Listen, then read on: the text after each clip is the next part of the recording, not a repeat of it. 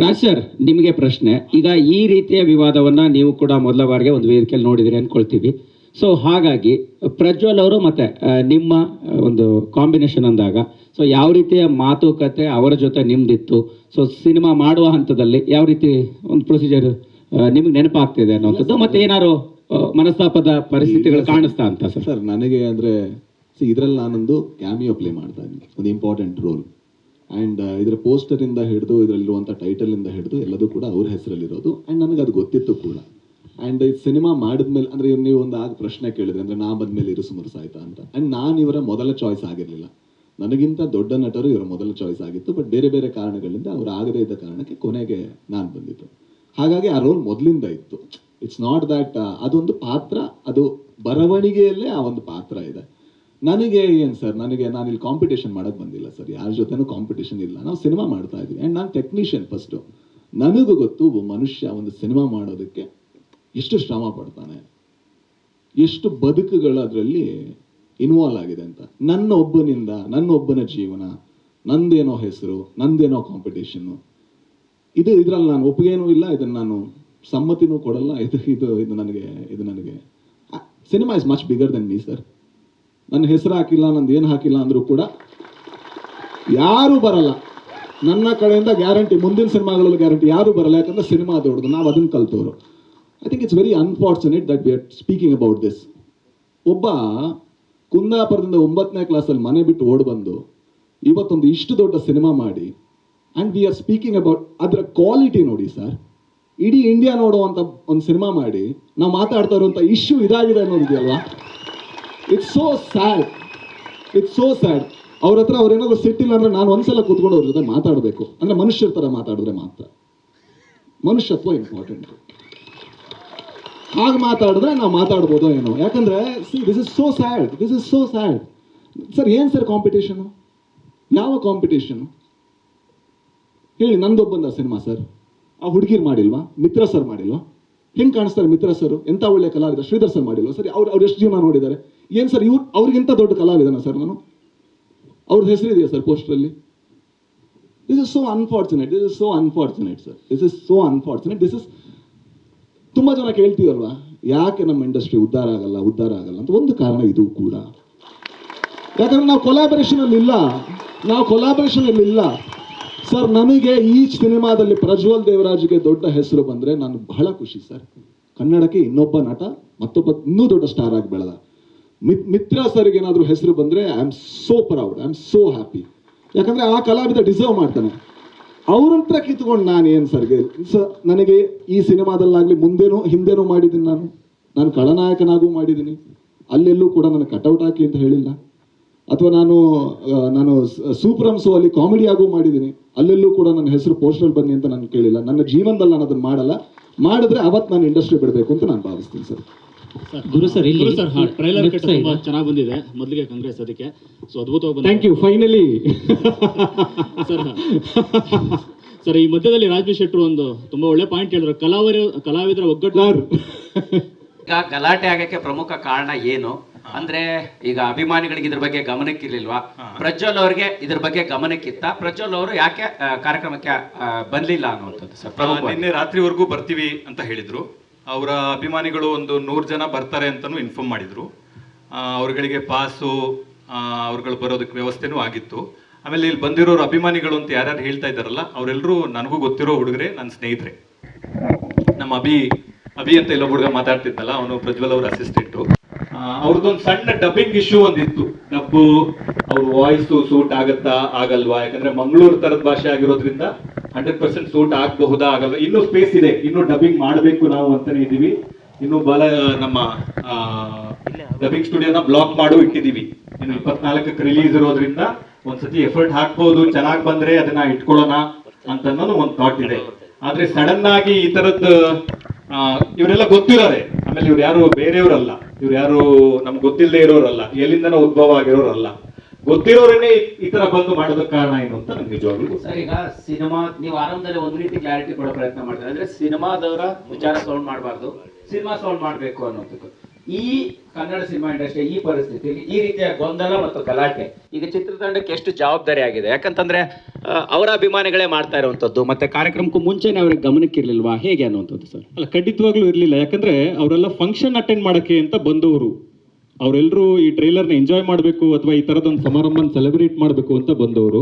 ಆಮೇಲೆ ನಾವು ಪ್ರತಿ ಸಲನೂ ಹೇಳ್ಕೊಂಡು ಬಂದಿದ್ದೀವಿ, ನೋಡಿ ಇದು ಸಿನಿಮಾ ಟೈಟಲ್ ನೋಡಿದ್ರೆ ನಿಮ್ಗೆ ಗೊತ್ತಾಗುತ್ತೆ, ಇದು ಪ್ರಜ್ವಲ್ ಅವ್ರದ್ದೇ cinema. Dynamic prince Prajwal Devaraj ಅಂತ ಹೆಸರಿದೆ ಬಿಟ್ರೆ 25, 30, 40 ವರ್ಷದಿಂದ ಕೆಲಸ ಮಾಡಿರೋ ಶ್ರೀಧರ್ ಸರ್ ಹೆಸರಿಲ್ಲ, ಮಿತ್ರ ಸರ್ ಹೆಸರಿಲ್ಲ, ರಾಜ್ ಶೆಟ್ಟರ್ ಹೆಸರಿಲ್ಲ. ಯಾಕೆ ಅಂತಂದ್ರೆ ಒಂದು ಪ್ರೊಟ್ಯಾಗನಿಸ್ಟ್, ಒಂದು ಕಥಾನಾಯಕ ಅಂತ ನಾವು ಪಾತ್ರಕ್ಕೆ ಆಯ್ಕೆ ಮಾಡಿ ಮುಂದಕ್ಕೆ ಹೋದ್ಮೇಲೆ ಅದೇ ಥರನೇ ಟ್ರಾವೆಲ್ ಮಾಡಬೇಕಾಗತ್ತೆ. ಆದರೆ ಈ ಥರದೊಂದು ಘಟನೆ ಮಾಡಬೇಕು ಅಂತ ಅನ್ಕೊಂಡೆ ಬಂದಾಗ ಕಾಣಿಸ್ತಿದೆ. ಅದು ಯಾಕೆ ಅಂತ ಅನ್ನೋ ಪ್ರಶ್ನೆ ನನಗೂ ಇದೆ. ನಾನು ಖಂಡಿತವಾಗ್ಲೂ ಇದು ಯಾಕೆ ಆಗಿರ್ಬೋದು ಅಂತ ಕೇಳ್ತೀನಿ. ನಮ್ಮ ಜೊತೆ ಏನೇ ಭಿನ್ನಾಭಿಪ್ರಾಯ ಇದ್ರೂ ಅದನ್ನು ಕೂತು ಮಾತಾಡೋದಕ್ಕೆ ಒಂದು ಜಾಗ ಅಂತಿರುತ್ತೆ, ಒಂದು ವೇದಿಕೆ ಅಂತಿರುತ್ತೆ. ಒಂದು ಸಮಾರಂಭಕ್ಕೆ ಬಂದು ಯಾಕೆ ಹಿಂಗೆ ಮಾಡ್ತಿದ್ದೀರಾ, ಅಭಿಮಾನಿಗಳ ಕಾಳಜಿ ನಮಗೂ ಅರ್ಥ ಆಗುತ್ತೆ. ನಾನು ಫಸ್ಟ್ ಸಿನಿಮಾ ಅಂಬರೀಷ್ ಅವ್ರ ಜೊತೆ ಮಾಡಿರೋದು. ನಾನು ಫಸ್ಟ್ ಸಿನಿಮಾ ಡೈರೆಕ್ಟ್ ಮಾಡಿದ್ದು ಅಂಬರೀಷ್ ಅವರು, ಸುದೀಪ್ ಸರ್ ಪ್ರೊಡ್ಯೂಸ್ ಮಾಡಿದ್ರು. ಸುದೀಪ್ ಸರ್ ಜೊತೆ ನಾನೊಂದು 10 ವರ್ಷ ಅಸೋಸಿಯೇಟ್ ಡೈರೆಕ್ಟರ್ ಆಗಿ, ಅಸಿಸ್ಟೆಂಟ್ ಡೈರೆಕ್ಟರ್ ಆಗಿ ಕೆಲಸ ಮಾಡಿದ್ದೀನಿ. ಇಲ್ಲಿರುವ ಪ್ರತಿ ಮೀಡಿಯಾದವರು, ಪ್ರತಿ ಮಾಧ್ಯಮ ಮಿತ್ರರು, ಪ್ರತಿ ಟೆಕ್ನಿಷಿಯನ್ಸ್ ಯಾರಿದ್ದಾರೆ ನನಗೆ 1 to 1 ಪರಿಚಯ ಇದ್ದಾರೆ. ನೀವೆಲ್ಲರೂ ನನ್ನ ಸಹಾಯಕ ನಿರ್ದೇಶಕನಿಂದ ನಿರ್ದೇಶಕನಾಗೋವರೆಗೂ, ಅಂಬೇನಿಂಗ್ ವಯಸ್ಸಾಯಿತು ಮಾಡೋವರೆಗೂ ನನ್ನ ನೋಡಿದ್ದೀರಾ. ಆದರೆ ಈ ಥರದ ಘಟನೆ ನಾನು ಎಲ್ಲೂ ನೋಡಿಲ್ಲ. ಹಾಗಾಗಿ ನನಗೂ ಒಂದು ಹೊಸ ಅನುಭವ ಇದು. ಸರ್ ಮಧ್ಯದಲ್ಲಿ ಹೇಳಿದ್ರಿ ಕಲಾವಿದರ ಒಗ್ಗಟ್ಟು ಮತ್ತು ತಂಡದ ಒಂದು ಒಗ್ಗಟ್ಟು ಅನ್ನುವಂಥದ್ದು. ಸೊ ಎಲ್ಲೋ ಒಂದು ಕಡೆ ಡಬ್ಬಿಂಗ್ ವಿಚಾರನೂ ಅಲ್ಲ, ಅದು ಹೊರತುಪಡಿಸಿ ಬೇರೆ ಬೇರೆ ಏನಾಗಿರ್ಬೋದು. ಬಟ್ ಎಲ್ಲೋ ಒಂದು ಕಡೆ ಒಂದು ಸಿನಿಮಾ ಅಂತ ಬಂದಾಗ, ಕಲಾವಿದರು ಅಂತ ಬಂದಾಗ, ಈ ಸ್ಕ್ರೀನ್ ಸ್ಪೇಸ್ ಅದು ಬಂದಾಗ ಸಾಕಷ್ಟು ಸಮಸ್ಯೆಗಳು ಎದುರಾಗ್ತದೆ. ಸೊ ಅದ್ರ ಬಗ್ಗೆ ಏನಾದ್ರು ಆಗಿದೆಯಾ ಅಂತ ಅಂದ್ಬಿಟ್ಟು ಗುರು ಸರ್? ಖಂಡಿತವಾಗ್ಲೂ ಇಲ್ಲ. ಯಾಕಂದ್ರೆ ಇದೆಲ್ಲ ಕಥೆಯಲ್ಲಿ ಇರೋ ವಿಚಾರನೇನೆ. ಹೇಳಿ.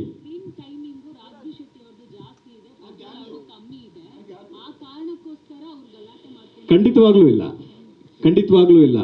ಇದು ಇಡೀ ಕಥೆನ ಪ್ರಜ್ವಲ್ ಅವರ ಕಣ್ಣಿಗೆ ಕಟ್ಟುವ ಹಾಗೆ ನರೇಟ್ ಮಾಡಿದ್ದೀನಿ. ಪ್ರತಿಯೊಂದು ಸಿನಿಮಾದಲ್ಲಿರುವ ಎಲ್ಲ ಎಲಿಮೆಂಟ್ಗಳು ಅವ್ರಿಗೆ ಏನೇನಾಗುತ್ತೆ ಅಂತ ಕ್ಲಾರಿಟಿ ಇದೆ. ಶೆಟ್ರ್ ಆಲ್ರೆಡಿ ಹೇಳ್ದ ಹಾಗೆ ನಮ್ಮ ಹತ್ರ ನಾವು ಬೇರೆ ನಟರಿಗೂ ಕೇಳಿದ್ವಿ ಆ ಪಾತ್ರಕ್ಕೆ. ಆ ವಿಚಾರದಲ್ಲಿ ಯಾವುದೇ ಕನ್ಫ್ಯೂಷನ್ ಇಲ್ಲ. ಸರ್ ಇಲ್ಲಿ ಸರ್ ಈಚೆ ಸೈಡ್ ವಿಚಾರ ಹೊರತು ಮಾತಾಡೋದಾದ್ರೆ ಸಿನಿಮಾದಲ್ಲಿ ಸರ್ ಒಬ್ಬೊಬ್ಬರೇ ಪ್ರಶ್ನೆ ಸರ್ ಒಬ್ಬೊಬ್ಬರೇ ಕೇಳಿ ಸರ್. ಈ ವಿಚಾರ ಹೊರತುಪಡಿಸಿ ಮಾತಾಡೋದಾದ್ರೆ ಸಿನಿಮಾದಲ್ಲಿ ಇಬ್ಬರ ಸಂಬಂಧ ಏನು ಅಂತ ಅದು ಬಹಳ ಕುತೂಹಲ. ಸಿನಿಮಾ ಕಡೆ ಬಂದ್ಬಿಡು, ಅದು ಸಿನಿಮಾದಲ್ಲಿ ನೋಡಿದ್ರೆ ಬಹಳ ಚೆನ್ನಾಗಿರುತ್ತೆ ಅಂತ ಒಂದು ಅದರದ್ದು ಒಂದು ಆ್ಯಂಗಲ್. ಸೊ ಹಾಗಾಗಿ ಅದು ಆ ಪ್ರಶ್ನೆನ ಸಿನಿಮಾ ನೋಡೋವರೆಗೂ ಹಾಗೆ ಇಟ್ಕೊಳ್ಳೋಣ ಅಂತ. ಸರ್ ಈಚೆ ಸೈಡ್ ಸರ್ ಇಲ್ಲಿ ಈಚೆ ಸೈಡ್ ಇದೇನು 6 ತಿಂಗಳ ಹಿಂದೆ ಸ್ಟಾರ್ಟ್ ಆದಂಥ ಸಿನಿಮಾ ಅಲ್ಲ. ಖಂಡಿತ ಕಳೆದ 2 ವರ್ಷದಿಂದ ನೀವು ಇಡೀ ತಂಡದ ಜೊತೆಗೆ ಪಯಣ ಮಾಡ್ತಾ ಇದ್ದೀರಿ. ಹೌದು. ಮೂಲದಲ್ಲಿ ಒಂದಿಷ್ಟು ಒಪ್ಪಂದಗಳು ಹಾಕೊಂಡಿರ್ತವೆ, ಯಾರು ಡಬ್ಬಿಂಗ್ ಮಾಡಬೇಕು, ಯಾರೆಲ್ಲ ಇರ್ತಾರೆ ಅನ್ನೋದು ಒಂದಿಷ್ಟು ಮಾತುಕತೆಗಳು ಆಗಿರ್ತವೆ. ಆವಾಗಿರದ ಸಮಸ್ಯೆಗಳು ಈಗ ಉದ್ಭವ ಆಗ್ತಾ ಇದ್ದಾವೆ. ಎಲ್ರಿಗೂ ನಿರೀಕ್ಷೆ ಇರುತ್ತೆ ಸಿನಿಮಾಗಳು ಬರಬೇಕು, ಒಳ್ಳೆ ಸಿನಿಮಾಗಳು ಬರಬೇಕು, ರಾಜ್ ಸರ್ ಹೇಳಿದಂಗೆ ಸಿನಿಮಾನೇ ದೊಡ್ಡದು ಅಂತ. ಇಷ್ಟು ಜರ್ನಿಯಲ್ಲಿ ಇಷ್ಟು ವರ್ಷ ಕಾದರೂ ಕೂಡ ಸಿನಿಮಾ ಇನ್ನೇನು ರಿಲೀಸಿಗೆ ಆಗುವಾಗ ಇನ್ನೇನು 1 ವಾರ 2 ವಾರ ಇರುವಾಗ ಇಂಥ ಸಮಸ್ಯೆಗಳು ಒಂದು ಸಿನಿಮಾ ಕ್ಷೇತ್ರಕ್ಕೆ ದೊಡ್ಡ ಪೆಟ್ಟನ್ನು ಕೊಡ್ತವೆ. ನಿರೀಕ್ಷೆಗಳ ಮೇಲೆ ನಿರೀಕ್ಷೆಗಳು ಇಟ್ಕೊಳ್ತಾರೆ ಜನರು. ಇಂಥ ಸಮಸ್ಯೆಗಳೇ ನ್ಯೂಸ್ ಆಗ್ತವೆ. ಹೌದು.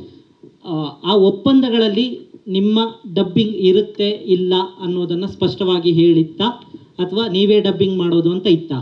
ಸರ್ ಇದರಲ್ಲಿ cinema is a collective craft sir. ಇದರಲ್ಲಿ ಪ್ರತಿಯೊಂದನ್ನು ನಾವು ಆ ಕ್ಷಣಕ್ಕೆ ಸ್ಕ್ರಿಪ್ಟಲ್ಲಿ ಒಂದು ಕತೆ ಬರ್ತಿರ್ತೀವಿ, ಒಂದು ಕತೆ ಇರ್ಬೋದು, ಒಂದು ಪಾತ್ರ ಇರ್ಬೋದು, ಒಂದು ಡೈಲಾಗ್ ಇರ್ಬೋದು. ಆ ಕ್ಷಣಕ್ಕೆ ಇದು ಚೆನ್ನಾಗಿ ಅನ್ನಿಸ್ತಾ ಇದೆ, ಇದು ಕತೆಗೆ ಸೂಕ್ತ ಆಗ್ತಿದೆ ಅಂತ ಅನ್ಸಿದ್ರೆ ಅದೇ ತಾನೇ ಸರ್ 1 ಶಾಟ್ ಅಥವಾ 1 ಸೀನ್ ಅಥವಾ 1 ಫಿಲ್ಮ್ ಆಗೋದು. ಸೊ ಹಾಗಾಗಿ ಈ ಒಪ್ಪಂದಗಳು ಏನಿತ್ತು ಇದೆಲ್ಲವೂ ಮ್ಯೂಚುವಲ್ ಅಂಡರ್ಸ್ಟ್ಯಾಂಡಿಂಗ್ ಅಂತ ಕರಿತೀವಿ ಸರ್. ಎಲ್ಲದಕ್ಕೂ ಸರ್ ಸಮಸ್ಯೆ ಇರ್ಬೋದು, ಸಮಸ್ಯೆ ಕೂತು ಪರಿಹರಿಸಿಕೊಳ್ಳೋದಕ್ಕೆ ಒಂದು ಜಾಗ ಇರುತ್ತೆ, ಅದಕ್ಕೆ ವ್ಯಕ್ತಿಗಳಿರ್ತಾರೆ. ಅವರು ಸಮ್ಮುಖದಲ್ಲಿ ಕೂತ್ಕೊಂಡು ಮಾತಾಡಿದ್ರೆ ಯಾವ ಸಮಸ್ಯೆನೂ ಇರಲ್ಲ ಸರ್. ಸೊ ಹಾಗಾಗಿ ಇದು ಏನೇ ಇದ್ದಿದ್ರು ಕೂತು ಮಾತಾಡ್ಬೋದಾಗಿತ್ತು ಅಂತ ಅನ್ನೋದು ಒಬ್ಬ ನಿರ್ಮಾಪಕನಾಗಿ, ಒಬ್ಬ ನಿರ್ದೇಶಕನಾಗಿ ನನ್ನ ಒಪಿನಿಯನ್ ಸರ್. ಇದು ಗುರು ಅವರೇ, ಶಿವಣ್ಣ ಅವರು ಫಸ್ಟ್ ಇದು ಮಾಡಬೇಕಿತ್ತು ಅಂತ ಒಂದು ಸ್ಕ್ರಿಪ್ಟ್ ಎಲ್ಲ ಆಗಿತ್ತು. ಅವರು ಮಾಡಬೇಕಾಗಿದ್ದ ಸ್ಕ್ರಿಪ್ಟಿಗೂ ಈ ಸ್ಕ್ರಿಪ್ಟಿಗೂ ಎಷ್ಟು ಬದಲಾವಣೆ ಮಾಡ್ಕೊಂಡಿದ್ದೀರಾ? ಮತ್ತು ಈ ಕೌಮಿಯರ್ ರೋಲು ಮೊದಲು ಇತ್ತಾ ಅಥವಾ ಇರಲಿಲ್ವಾ ಸರ್? ಇದು ಆ ಕತೆ ಏನಿದೆ, ಚಂದ್ರಶೇಖರ್ ಬಂಡಿಯಪ್ಪ ಅವ್ರ ಕತೆ ಏನಿದೆ, ಅದರ ಆ ಕತೆ ಒಂದು 20% ಅಂದರೆ ಇದು ಒಂದು 80% ಚೇಂಜ್ ಆಗಿರುವ ಒಂದು ಕತೆ. ಅದು ಐಡಿಯಾ ಆಗಿ ಮಾತ್ರ ಉಳ್ಕೊಂಡಿದೆ. ಹಾಗಾಗಿ ಅದರಲ್ಲಿರುವ ಪಾತ್ರಗಳಿರ್ಬೋದು, ಅದರಲ್ಲಿರುವ ಸ್ಕ್ರೀನ್ ಪ್ಲೇ ಇರ್ಬೋದು, ಡೈಲಾಗ್ ಇರ್ಬೋದು, ಅದೆಲ್ಲವೂ ಬದಲಾಗಿದೆ. ಸೊ ಹಾಗಾಗಿ ಆ ಕತೆಗೂ ಈ ಕತೆಗೂ ಕಂಪೇರ್ ಮಾಡೋದು ಇಟ್ ಇಸ್ ನಾಟ್ ರೈಟ್ ಅಂತ ನನ್ನ ಒಪಿನಿಯನ್ ಸರ್. ಗುರು ಅವರೇ ಹೇಳಿ ಈ ಕಡೆ. ಎಸ್, ಈ ಶೂಟಿಂಗ್ ಟೈಮಲ್ಲಿ ಏನಾದರೂ ಭಿನ್ನಾಭಿಪ್ರಾಯ ಮೂಡಿತ್ತಾ ಅಥವಾ ಶೂಟಿಂಗ್ ಆದ್ಮೇಲೆ ಈ ರೀತಿಯಾದಂಥ ಸಮಸ್ಯೆ? ಇಲ್ಲ, ಶೂಟಿಂಗ್ ಅಲ್ಲಿ ಯಾವುದೇ ಭಿನ್ನಾಭಿಪ್ರಾಯ ಇರಲಿಲ್ಲ. ಈಸ್ ವೆರಿ ಕೋಆಪರೇಟಿವ್, ಈ ಕೋಆಪರೇಟೆಡ್. ಶೂಟಿಂಗ್ ಅಲ್ಲಿ ನಮಗೂ ಅಥವಾ ಅವ್ರಿಗೂ ಅಥವಾ ಯಾವುದಕ್ಕೂ ಶೂಟಿಂಗ್ ಇವರೆಲ್ಲ ಇದ್ರಪ್ಪ, ಇವ್ರು ಬಂದಿದ್ರಲ್ಲ, ಅವರೆಲ್ಲರೂ ಶೂಟಿಂಗ್ ಅಲ್ಲಿ ಇದ್ರು. ಅವರೆಲ್ಲರೂ ಶೂಟಿಂಗ್ ಬಂದಿದ್ರು. ಅವ್ರೆಲ್ರಿಗೂ ಗುರುದತ್ ಗಣಿಗ ಫಿಲ್ಮ್ಸ್ ಇಂದ ಸಂಬಳ ಹೋಗಿದೆ. ಅವ್ರು ಯಾರನ್ನು ನಮಗೆ ಸ್ಟ್ರೇಂಜರ್ಸ್ ಅಲ್ಲ. ಅವರೇ ಬಂದು ಇವತ್ತು ಎದುರು ನಿಂತು ಇದೇನಿದು ಆಶ್ಚರ್ಯ ಅಂತ ಮಾತಾಡ್ತಾ ಇರೋದು ನನಗೆ ಆಶ್ಚರ್ಯ. ಅಭಿ ಒಂದ್ ನಿಮಿಷ ಇವ್ರೆ, ಪ್ರೆಸ್ ಮೀಟ್ ಯಾಕಪ್ಪ? ನಿಮ್ದೇನಿದ್ರೆ ಆಮೇಲೆ ಮಾತಾಡ್ಕೊಳ್ಳಿ. ಸರ್ ಏನ್ ಗೊತ್ತಾ ಸರ್, ಪ್ರೊಡ್ಯೂಸರ್ ಸಮಸ್ಯೆ ಗುರು ಸರ್ ಕೇಳಿ, ಪ್ರೊಡ್ಯೂಸರ್ಗಳ ಸಮಸ್ಯೆನ ನಾವು ನಿರಂತರವಾಗಿ ಅಬ್ಸರ್ವ್ ಮಾಡ್ಕೊಂಡು ಕೇಳ್ಕೊಂತೀವಿ ಬಿಡಿ. ಸರ್ ಒಂದ್ ನಿಮಿಷ, ನೀವು ಬೇರೆ ಕಡೆ ಮಾತಾಡ್ಕೊಳ್ಳಿ. ಇದು ಪ್ರೆಸ್ ಮೀಟ್ ಕರೆದಿರೋ ಪ್ರೆಸ್ ಮೀಟ್ ಅಷ್ಟೇ ಮಾತಾಡಿ. ನಿಮ್ದು ಪ್ರಜ್ವಲ್ದು ಏನೇ ಇದ್ರು ನೀವು ಹೊರಗಡೆ ಮಾತಾಡ್ಕೊಳ್ಳಿ. ಇದು ಪ್ರೆಸ್ ಮೀಟ್, ಇದು ಮೀಡಿಯಾ ಕರೆದಿದ್ದಾರೆ, ಮೀಡಿಯಾ ಅಷ್ಟೇ ಮಾತಾಡ್ಬೇಕು. ನೀವು ಆಮೇಲೆ ಮಾತಾಡ್ಕೊಳ್ಳಿ. 11 ಗಂಟೆ ಮೇಲೆ ಕೊಟ್ಟಿರೋದು ಮೀಡಿಯಾಕ್ಕೆ, ನಿಮ್ಗೆ 10 ಗಂಟೆ ಮುಂಚೆ ಇತ್ತು, ನೀವು ಮಾತಾಡ್ಕೊಳ್ಳಿ. ಅಟ್ಯಾಕ್ ಕೂಡ ಒಂಥರ ಹೆಂಗಿತ್ತು ಅಂದ್ರೆ ರೌಡಿಗಳು ಅಟ್ಯಾಕ್ ಮಾಡ್ದಂಗೆ ಇತ್ತು ಸರ್. ಆಸ್ ಎ ಜರ್ನಲಿಸ್ಟ್ ಆಗಿ ಹೇಳ್ತಿದ್ದೀನಿ, ದಯವಿಟ್ಟು ಹಂಗ್ ಮಾಡಿ. ಒಂದು ಆಲ್ರೆಡಿ ನಿಮ್ಮ ಪ್ರಶ್ನೆಗಳ ಸರ್ ನೀವು ಕೇಳಿ ಸರ್, ಕೇಳಿ ಸರ್. ನಿಮ್ಮ ಪ್ರಜ್ವಲ್ದು ಅಥವಾ ನಿಮ್ಮ ಅವ್ರ ಫ್ಯಾನ್ಸ್ ಏನಿದೆ ನೀವು ಹೊರಗಡೆ ಇಟ್ಕೊಳ್ಳಿ. ಖಂಡಿತವಾಗ್ಲೂ ಮೀಡಿಯಾ ಪ್ಲಾಟ್ಫಾರ್ಮ್ ಇದು. ಮೀಡಿಯಾಕ್ಕಂತ ಸ್ಪೇಸ್ ಕೊಟ್ಟಿದ್ದೀರಾ, 11 ಗಂಟೆ ಮೇಲೆ ಅನ್ನೋದು ಮೀಡಿಯಾ ಕೊಟ್ಟಿದ್ದೀರಾ ಟೈಮು. ಹೌದು ಹೌದು, ಮೀಡಿಯಾ ಇಟ್ಕೊಳ್ಳಿ. ನೀವು ಮಿಕ್ದೇದೆಲ್ಲ ಕಳಿಸ್ಕೊಳ್ಳಿ ಅಥವಾ ನೀವು ಸೈಲೆಂಟ್ ಆಗಿರಕ್ಕೆ ಹೇಳಿ. ಇಲ್ಲ ಹೇಳೋಣ ಅವ್ರಿಗೆ ಹೇಳೋಣ. ಆಮೇಲೆ ಅವರೆಲ್ಲ ಬಿಡಿ, ನಿಮ್ದು ಅವ್ರದ್ದು ಏನಾರು ಆಮೇಲೆ ಮಾತಾಡ್ಕೊಳ್ಳಿ. ಈಗ ಮೀಡಿಯಾ ಸ್ಪೇಸ್, ಮೀಡಿಯಾ ಜೊತೆ ಕಾಂಟ್ಯಾಕ್ಟ್ ಮಾಡಿ. ಓಕೆ, ಈಗ ಓಕೆ ನಡೀರಿ ಸರ್, ನಿಮ್ಮ ಪ್ರಶ್ನೆ ಕೇಳ್ಬೋದು ಸರ್. ಓಕೆ ಇವರೇ ಗುರು ಕಳಿಸಿ ಸರ್, ಕಳಿಸ್ಬೋದು. ಗುರು ಸರ್, ಸರ್ ನಿಮ್ಮಲ್ಲಿ ಸಮಸ್ಯೆ ಇದ್ರೂ ಕೂಡ ದಯವಿಟ್ಟು ಅದನ್ನ ನೇರವಾಗಿ ಹೇಳ್ಬಿಡಿ ಸರ್. ಏನೋ ಸಮಸ್ಯೆ ಅಂದ್ರೆ ಈ ಟೀಮ್ ಒಳಗೆ ಆಯ್ತು ಅಂತ ಹೇಳಿ. ಗುರು, ಈಗ ಪ್ರಜ್ವಲ್ ಬರ್ದೇ ಇರೋದಕ್ಕೆ ಯೂಶುವಲ್ ಆಗಿ ಪ್ರಜ್ವಲ್ ಅಂತ ಅಲ್ಲ, ಯಾವುದೇ ಹೀರೋ ಅಥವಾ ಆರ್ಟಿಸ್ಟ್. ಓಕೆ, ಈಗ ಯಾವುದೇ ಹೀರೋಯಿನ್ ಅಥವಾ ಆರ್ಟಿಸ್ಟ್ ಯಾರೇ ಬರ್ಲಿಲ್ಲ ಅಂದ್ರು ಮೇನ್ ರೀಸನ್ ಇರುತ್ತೆ, ಅವ್ರಿಗೆ ಪೇಮೆಂಟ್ ಸೆಟ್ಲ್ ಆಗಿರಲ್ಲ ಅನ್ನೋದು ಒಂದು ಮೇನ್ ರೀಸನ್ ಇರುತ್ತೆ. ಅವ್ರ ಪ್ರಮೋಷನ್ ಬರ್ತಿಲ್ಲ, ಡಬ್ಬಿಂಗ್ ಮಾಡ್ತಿಲ್ಲ ಅಂತಂದ್ರೆ ಅವ್ರಿಗೆ ಪೇಮೆಂಟ್ ಕ್ಲಿಯರ್ ಆಗಿರಲ್ಲ ಅನ್ನೋದು ಒಂದು ಇಶ್ಯೂ ಇರುತ್ತೆ. ಅಥವಾ ಶೂಟಿಂಗ್ ಸೆಟ್ ಅಲ್ಲೋ ಅಥವಾ ನಿಮ್ಮ ಇಂಟರ್ನಲ್ ಏನಾದ್ರೂ ಪ್ರಾಬ್ಲಮ್ ಆಗಿರುತ್ತೆ ಅನ್ನೋದು ಎರಡೇ ಇಶ್ಯೂ ಮೇಜರ್ ಆಗಿರುತ್ತೆ. ಇಲ್ಲ, ಇದಕ್ಕೆ ಉತ್ತರ ಕೊಟ್ಬಿಡ್ತೀನಿ. ಪೇಮೆಂಟ್ ಸೆಟ್ಲ್ ಆಗಿಲ್ಲ ಅನ್ನೋ ಇಶ್ಯೂ ಇದೆ. ಪ್ರಜ್ವಲ್ ಅವ್ರಿಗೆ 1,25,00,000 ಮಾತಾಡಿದ್ವಿ, 1 crore ಕೊಟ್ಟಿದೀವಿ. ಇನ್ನು 25 lakhs ಬ್ಯಾಲೆನ್ಸ್ ಇದೆ. ಅದನ್ನ ಕೊಡ್ತೀವಿ ಅಂತ ಮಾತಾಡ್ಕೊಂಡಿದೀವಿ. ಅವರು ಸರಿ ಅಂತ ಒಪ್ಕೊಂಡಿದ್ದಾರೆ. ಆಯ್ತಾ? ಅದಾದ್ಮೇಲೆ ಈ ಹೊಸ ಇಶ್ಯೂ ಯಾಕೆ ರೇಸ್ ಆಗಿದೆ ಅಂತ, ಅಥವಾ ಇವ್ರಿಗೆ ಏನಾದ್ರು ಅವ್ರ ಜೊತೆ ಸಮಸ್ಯೆ ಇದೆಯಾ ಅಥವಾ ನಮ್ ಜೊತೆ ಸಮಸ್ಯೆ ಅದ್ರ ಬಗ್ಗೆ ಕೇಳ್ತಾ ಇಲ್ಲ, ಫ್ಯಾನ್ಸ್ ಬಗ್ಗೆ ಕೇಳ್ತಾ ಇಲ್ಲ. ನಿಮ್ಮ ಪ್ರಜ್ವಲ್ ಮತ್ತೆ ನಿಮ್ಮ ಸಿನಿಮಾ ಬಗ್ಗೆ ಅಷ್ಟೇ ಮಾತಾಡ್ತೀನಿ. ಯಾಕೆ ಅಂತಂದ್ರೆ ನೀವು ಇದ್ರ ಹಿಂದೆ ಬಿಟ್ಟಿರೋ ಒಂದು ಮುದ್ದುಗುಮ್ಮ ಸಾಂಗಲ್ಲೂ ಕೂಡ ಅವರ ವಾಯ್ಸ್ ಇರ್ಲಿಲ್ಲ. ಹೌದು. ಈಗ ನೀವು ಯಾವುದೇ ಕಂಟೆಂಟ್ ಬಿಟ್ರು ಕೂಡ ಅವ್ರ ವಾಯ್ಸ್ ಇಲ್ಲ. ಹೌದು. ಯಾವುದೇ ಒಂದು ಸಿನಿಮಾಕ್ಕೆ ಡಬ್ ಮಾಡಿಲ್ಲ ಅಂತಂದಾಗ ಅದು ಕ್ವಶನ್ ರೈಸ್ ಆಗೇ ಆಗುತ್ತೆ. ಬರೀ ಅವ್ರ ಫ್ಯಾನ್ಸ್ ಅಲ್ಲ, ಆಡಿಯನ್ಸ್ಗೂ ಕೂಡ ಅವ್ರ ಪರ್ಟಿಕ್ಯುಲರ್ ಆರ್ಟಿಸ್ಟ್ ವಾಯ್ಸ್ ಇರ್ಲೇಬೇಕಾಗತ್ತೆ. ಸೊ ಅದನ್ನ ನೀವು ಫುಲ್ಫಿಲ್ ಮಾಡೋದಕ್ಕೆ ಏನು ಪ್ಲಾನ್ ಮಾಡ್ಕೊಂಡಿದ್ದೀರಾ ಅದನ್ನ ಹೇಳಿ. ನಾವು ಈ ಟ್ರೈಲರ್ ಆದ್ಮೇಲೆ ಅವ್ರ ಹತ್ರ ಹೋಗಿ, ನಾವು ಆಲ್ರೆಡಿ ವಿಷಯ ಏನು ಹೇಳಿದ್ದೀನಿ ಅದನ್ನ ಕಮ್ಯುನಿಕೇಟ್ ಮಾಡಿ, ಟ್ರೈಲರ್ ಆದ್ಮೇಲೆ ಅವ್ರ ಹತ್ರ ಹೋಗಿ ಡಬ್ ಮಾಡಿ ಉಳಿದಿರೋದು ಏನಿದೆ ನಾವು 4 ಗೋಡೆ ನಡುವೆ ಕೂತು ಮಾತಾಡಿ ಬಗೆಹರಿಸ್ಕೊಳ್ಳೋಣ ಅಂತ ಅವ್ರಿಗೆ ಮಾತಾಡಿದೀವಿ. ಇದು ಕಮ್ಯುನಿಕೇಟ್ ಆಗಿದೆ. ಆದ್ರೆ ಅದಾದ್ಮೇಲೆ ಅವ್ರ ಕಡೆಯಿಂದ ಯಾವುದೇ ಉತ್ತರ ಬರಲಿಲ್ಲ. ಈಗ ಇನ್ನೊಂದು ಹಿಂದೆ ಓಡಾಡ್ತಾ ಇರೋ ವಿಷಯ ಏನಂತ, ರಾಜ್ ಬಿ ಶೆಟ್ರು ಒಂದು ಹಂತ ಆದ್ಮೇಲೆ ಬಂದ್ರು. ಅದೇನಾದ್ರೂ ಅವ್ರಿಗೆ ಇರುಸುಮುರ್ಸು ಆಗಿದ್ಯಾ? ಖಂಡಿತವಾಗ್ಲೂ ಇಲ್ವಲ್ಲ. ಅದು ಕಥೆಯಲ್ಲೇ ಮಹಾವೀರ ಅನ್ನುವ ಪಾತ್ರ ಇದೆ. ಈ ಪಾತ್ರನ ಯಾರಾದ್ರೂ ವೆಲ್ ನೋನ್ ಆಕ್ಟರ್, ಪಾತ್ರಕ್ಕೆ ಸೂಟ್ ಆಗುವಂಥವ್ರು, ಯಾರಾದರೂ ತುಂಬಾ ಸ್ಟೇಚರ್ ಇರುವಂಥವ್ರು, ಕರಾವಳಿ ಭಾಗದವರು ಮಾಡಬೇಕು ಅಂತ ಮೊದಲಿಂದನೂ ಐಡಿಯಾ ಇತ್ತು. ಅದು ಅವಾಗಲೂ ಇತ್ತು, ಇವಾಗಲೂ ಇದೆ. ನಮ್ಮ ಪುಣ್ಯಕ್ಕೆ ಅವ್ರು ಬಂದರು, ಒಪ್ಕೊಂಡು ಬಂದರು. ಸೊ ಅದರಲ್ಲೇನು ಕನ್ಫ್ಯೂಷನ್ ಇಲ್ವಲ್ಲ. ಈ ಕ್ವಶನ್ ಅವ್ರ ಎದುರಿಗೆ ಯಾಕೆ ಕೇಳ್ತೇನಂದ್ರೆ, ಇದು ಶುರುವಾದಾಗ ಪ್ರಜ್ವಲ್ ದೇವರಾಜ್ ಅನ್ನೋ ಸಿನಿಮಾ ಅಂತ ಅಷ್ಟೇ ಆಗಿದ್ರಿಂದ ಒಂದ್ ಹಂತ ಆದ್ಮೇಲೆ ಅವ್ರು ಬಂದಿದ್ರಿಂದ ಆ ತರ ಏನಾದ್ರು ಇರ್ಸ್ಮುರ್ಸು ಆಯ್ತಾ? ಖಂಡಿತವಾಗ್ಲೂ ಇಲ್ಲ. ಇರ್ಸ್ಮುರ್ಸು ಆಗುವಂಥದ್ದು ಟ್ರೈಲರ್ಲಾಗ್ಲಿ ಇಡೀ ಕಥೆಯಲ್ಲಾಗ್ಲಿ ಏನೂ ಇಲ್ಲ. ಇದು ಇರ್ಸುಮುರ್ಸು ಆಗುವಂತ ಪ್ರಶ್ನೆ ಇದ್ರಲ್ಲಿ ಬರಲ್ಲ. ನೀವು ಅವ್ರಿಗೆ ಮುಂಚೆನೆ ಹೇಳಿದ್ರ ಇವ್ರು ಇದಾರೆ ಅಂತ ಆರ್ಟಿಸ್ಟ್? ಬೇರೆ ಯಾರು ಬೇಕಾದ್ರೂ ಬರ್ಬೋದು ಅಂತ ಹೇಳಿದ್ದು.